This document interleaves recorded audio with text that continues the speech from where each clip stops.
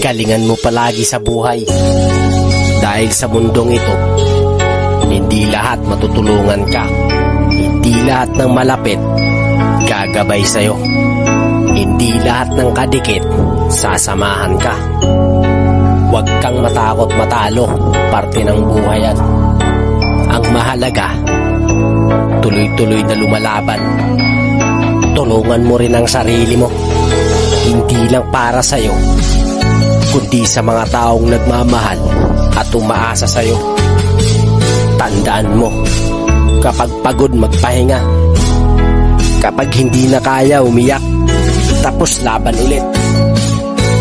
Ganyan talaga ang buhay. Tatagan mo palagi sa hamon ng buhay. Lakasan mo ang loob mo. Matuto kang lumaban ng mag-isa hanggang sa meron ng mapatunayan.